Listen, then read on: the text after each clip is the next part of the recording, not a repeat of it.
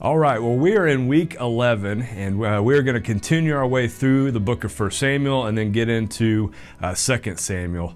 Now, I love these two books. They're such great stories. It moves along at a great pace, and so I hope you are enjoying it so far and that you'll enjoy it this week.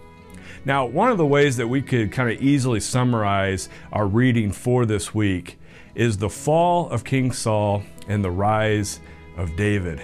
So what we see with Saul is he's the first king of Israel. And he starts off pretty well, but things quickly go south.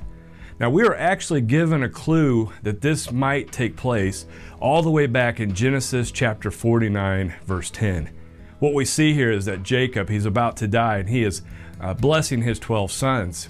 And when he gets to Judah, he tells Judah, which would later become the tribe of Judah, that the scepter, meaning the kingly line, will not depart from Judah.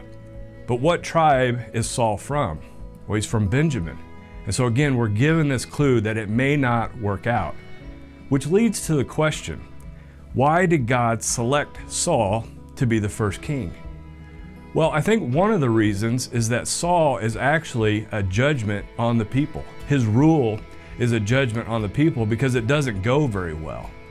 You know, Saul, he looked the part. He was the tallest man in Israel. He was very good looking. And so on the outward appearance, he fit this role. He looked like a good king.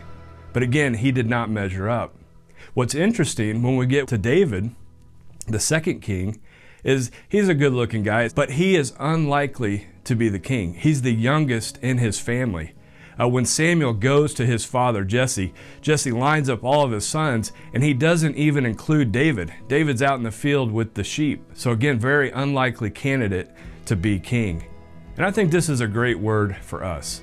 You know, as believers, we're pretty much, ordinary people. Not many of us are in high positions and things like this.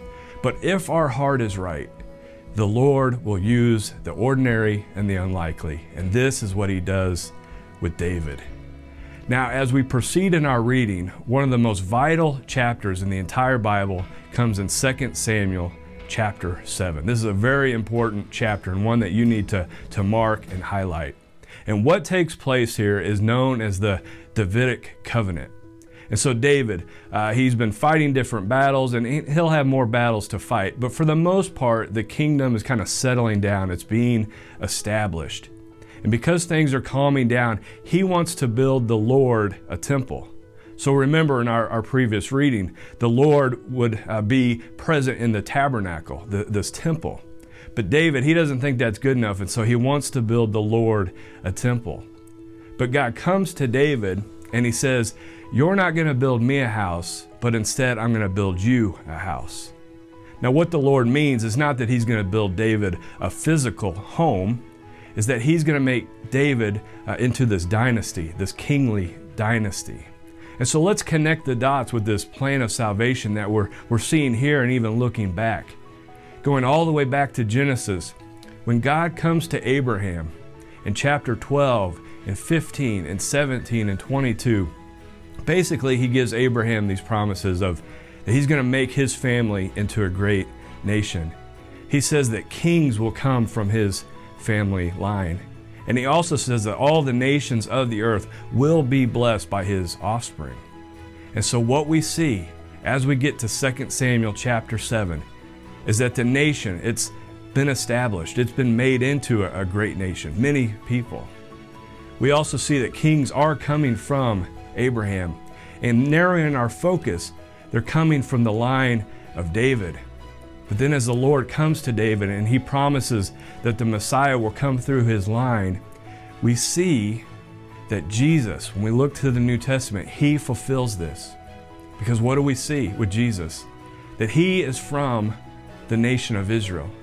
That Jesus is from the tribe of Judah.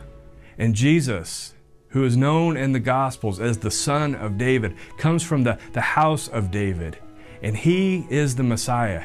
He is the offspring that will bring blessing to the nations. Blessing in forgiveness of sin. But also Jesus, our King, reigns today. And then one day he will return and he will reign on this earth. And so what a promise that David receives, and what a blessing that we receive through King Jesus.